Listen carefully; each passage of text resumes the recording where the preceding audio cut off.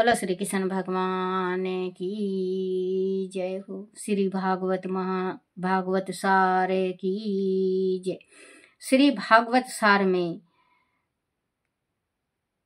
798 पति पत्नी का स्वभाव एक न हो तब तक विवाह सफल नहीं होता। शरीर दो पर मन एक, इसी का नाम विवाह है। प्रेम करने का स्वभाव रखो। बच्चों, अगर स्त्री है या पुरुष है, अगर दोनों की दिल ना मिले तो विवाह सफल नहीं होता। पति को रोटी खाने का मन करे और घर में दाल चावल बना है और पत्नी को पता चल जाए कि मेरे पति दाल चावल नहीं रोटी खाएंगे, या मेरे पति को आज सब्जी ये खानी है, अगर पत्नी को पता चल जाए तो वो शादी सफल है। अगर पति को तकलीफ है, पति को किसी बात की तकलीफ और पत्नी चेहरा देख के तुरंत महसूस कर ले तो उनका दिल मिला हुआ है। कहते हैं दो जान एक दिल, जो दो शरीर एक जान होनी चाहिए, तो उसको पता चलता है ये सारी चीज का। पत्नी अगर किसी चीज से परेशान है या तकलीफ में है तो पति तुरंत समझ जाएगा या भाप जाएगा कि मेरी पत्नी को आज ये तकलीफ है, क्योंकि दोनों की धड़कन एक है, दोनों का दिल दिमाग एक हो गया है। तो इसमें स्पष्ट लिखा है पति पत्नी का स्वभाव एक ना हो, अगर एक नहीं होता तो उनका खींचातानी चली रहती है। पति कहेगा पूरब तो स्त्री कहेगी, उसकी घरवाली कहेगी पश्चिम। पुरुष कहेगा रात हो गया तो स्त्री कहेगी दिन है। ऐसे उनकी गृहस्थी नहीं बसती, उनकी गृहस्थी में दरार पड़ जाता है और वो आपस में कभी समझ ही नहीं पाते। पूरा जीवन बीत जाता है उनका, लेकिन ना तो पति समझ पाता अपनी पत्नी को, ना पत्नी समझ पाती अपने पति को। कहीं कहीं देखने में आया है बच्चों, आप भी छोटे नहीं, आप भी बहुत बड़े हो चुके हो, जिनकी शादी हो जाती है पूरे समझदार हो जाते हैं और ज्ञान हो जाता है। 15 के बाद ज्ञान स्टार्ट हो जाता है सभी को, क्योंकि जब किसी के मन नहीं मिलता तो तू मैं करके उनका घर बिगड़ जाता है। और अगर किसी का मन मिला है, आप ये सोचो किसी किसी के घर में देखना बच्चों कि अगर पति दफ्तर में है और कुछ खाने का मन कर गया तो पत्नी वही चीज बना के रखती है। और पत्नी का घर है, पत्नी घर में है और पति को दफ्तर में पता चल जाएगा कि मेरी पत्नी को ये है।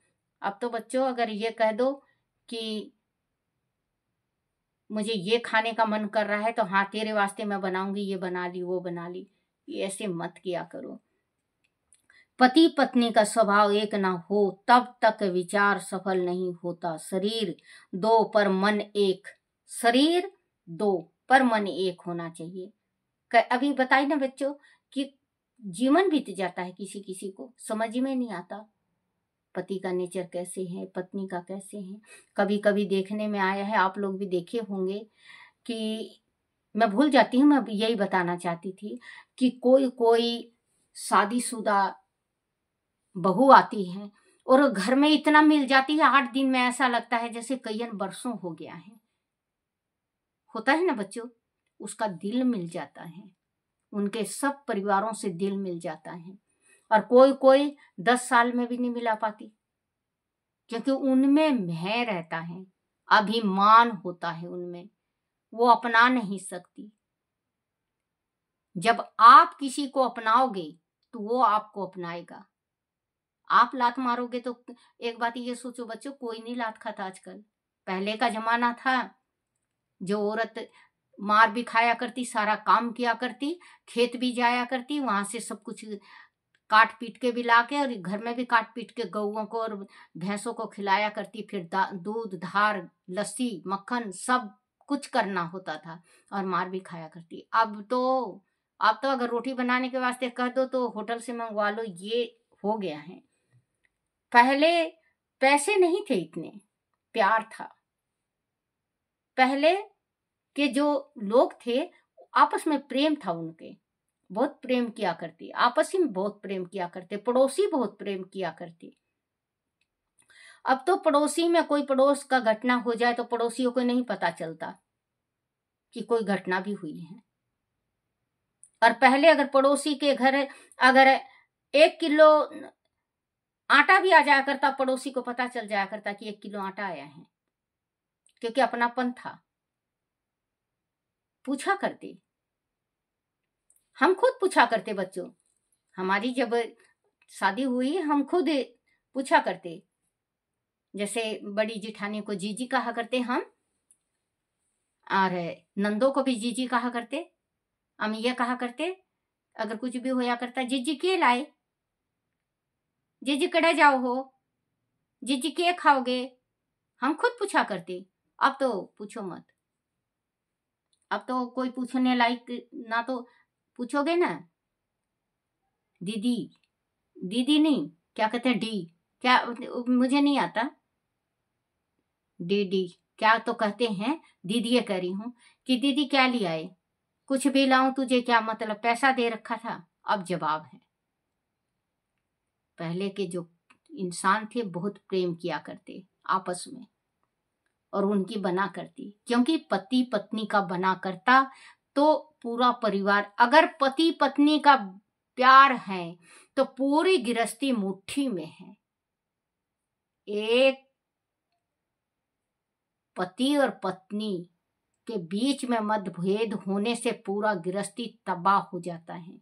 उस माँ के और उस बहन को और उसे भाभी को उसके दिल से पूछो कि जिन्होंने 50-50 साल से अपनी गृहस्थी बसाई और वो 1 सेकेंड लगता है, क्योंकि अब तो जमाना हाथ चल पड़ा बच्चों, जो कहूंगी मैं सच कहूंगी, क्योंकि जमाना चल पड़ा है।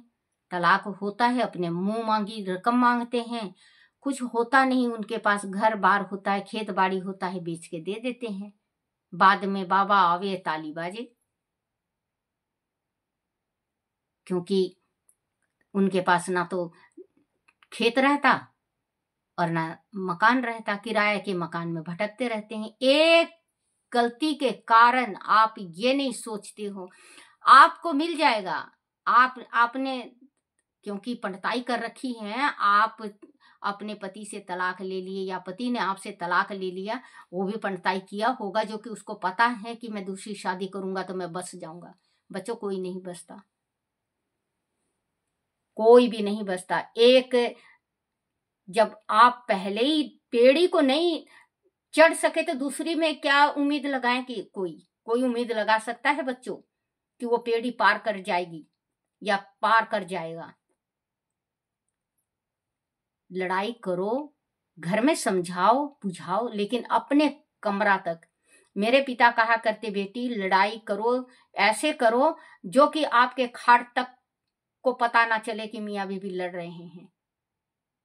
अब तो थोड़ा सा पति बोले या थोड़ी सी पत्नी बोले तो पूरा आधा संसार में यो चल गए ना, ये इंस्टाग्राम और ये इसमें डाल देते हैं, आधा संसार को पता चल जाता है, हाँ भाई इनके घर में आज लड़ाई हुई है। पति पत्नी को प्यार से रहना चाहिए। भगवान ने क्यों बनाया है? भगवान ने सुख दुख का साथी बनाया है। माँ क्यों बनाया है? भगवान कहते हैं मैं हर एक जगह मनोकामना पूर्ण कहाँ किसका किसका करूं, माँ होती है, माँ से बोल दो, माँ समाधान तुरंत निकाल देती है। भगवान से भी बड़ी होती है माँ और बाप।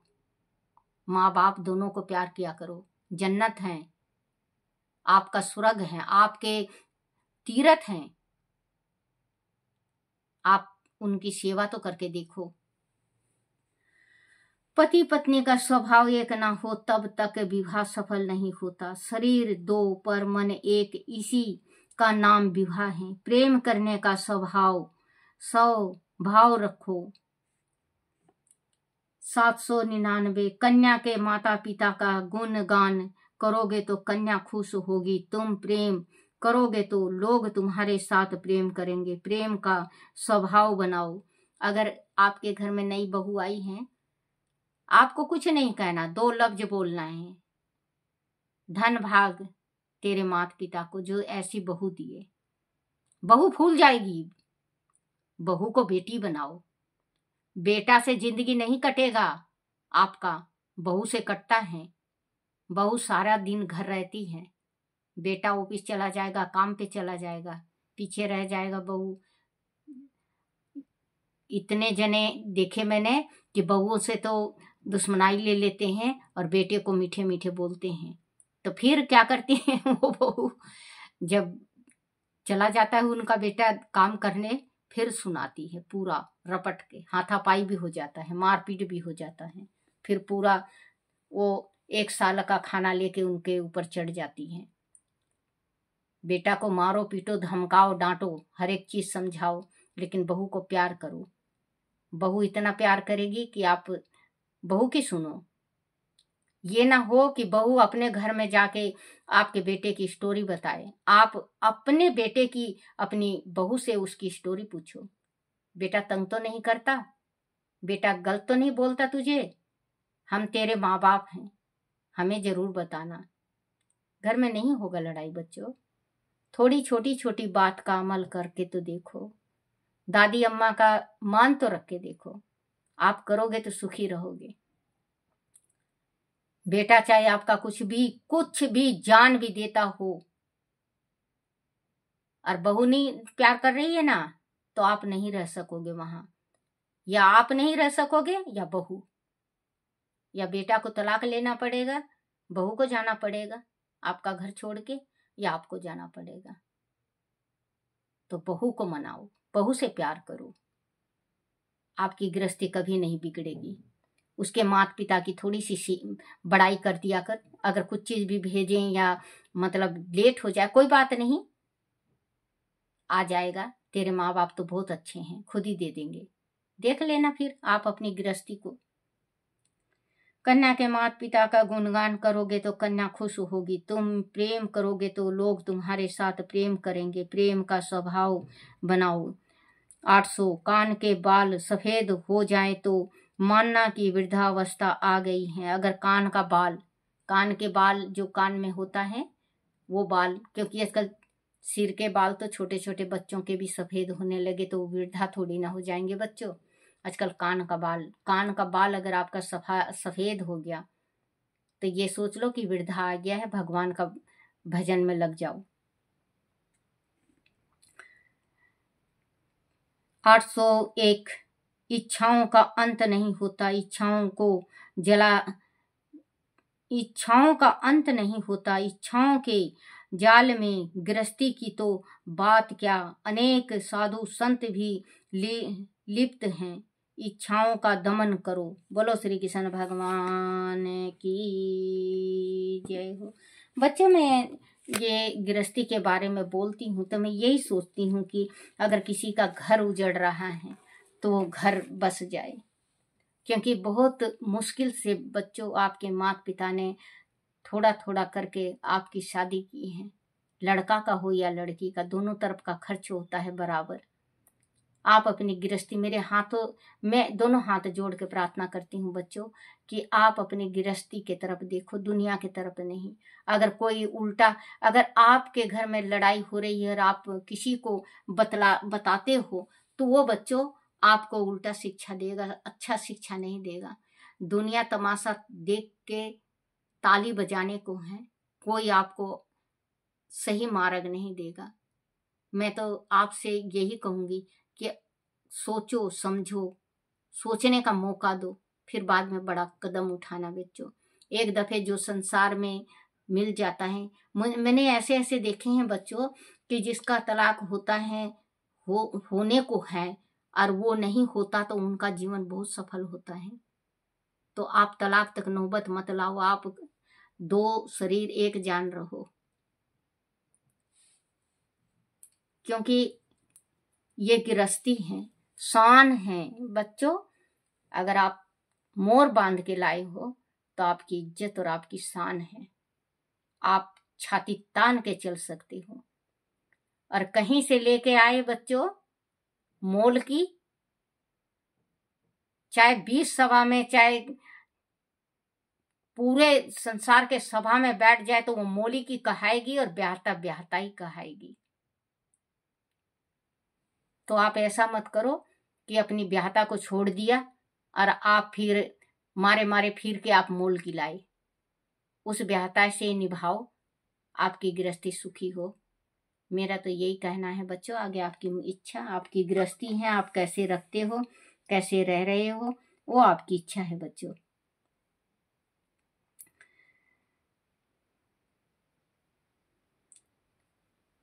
बोलो श्री कृष्ण भगवान की जय हो। रात्रि में राक्षसों का बल और प्रभाव बढ़ जाते हैं और देवताओं का श्री हरिवंश पुराण की जय। हरिवंश पुराण में बच्चों मैं थोड़ी भूल जाती हूँ। रात्रि में राक्षसों का बल और प्रभाव बढ़ जाता है और होने वाले देवताओं का अंधकार में युद्ध कर पाना कुछ कठिन भारी हो गया तथा देवता लोग त्रस्त होने लगे। तब असुरों ने अत्यंत भारी अस्त्रों का प्रयोग किया और शिलाओं की वर्षा की। हे राजन, इस प्रकार शिलाओं और मुरुतम अस्त्रों के प्रयोग से इंद्र आदि देवता अस्तित्व हो गए और शिव का रथ भी संकट में पड़ गया, क्योंकि अभी तीनों पूर्व एक सिद्ध में नहीं आए थे। अंत असुर का पराक्रम बढ़ा हुआ था और पृथ्वी पर गिरने लगा, जिससे भूमि वह पर्वत आदि कांप उठे, समुद्र क्षुब्ध हो गए और दसों दिशाएं भयानक लगने लगी। तब शिव जी ने वृषभ का रूप धारण किया और अपने सींगों पर रोक कर शिव के रथ को ऊपर उठाने लगे। उसी समय तीनों पूर्व एक सिद्ध में आए। तब पहले ही से सतर्क हुए शिव ने अग्निमय बाण को ब्रह्म शास्त्र मंत्र से अभिमंत्रित करके सत्य ब्रह्म योग वह उग्र तप से संयुक्त कर तीनों प्रकार की शक्तियों आ उ में ओम अर्थात ज्ञान क्रिया ये सकल पक्ष संकल्प शक्ति से जागृत कर त्रिशूल की ओर छोड़ दिया। संकल्प शक्ति से जागृत कर त्रिपुर की ओर छोड़ दिया। तब वह तीनों अभग पूर्व अपने स्वामी सहित जल कर भस्म होते हुए भूमि पर आ गिरे। बचे खुचे राक्षसों ने भागकर सट्टपुर में शरण ली। इस प्रकार त्रिपुर सूर का अंत हुआ। तब समस्त देवगण शिव की स्तुति करने लगे और शिव भगवान विष्णु की स्तुति करने लगे। तभी से शिव का नाम त्रिपुरारी,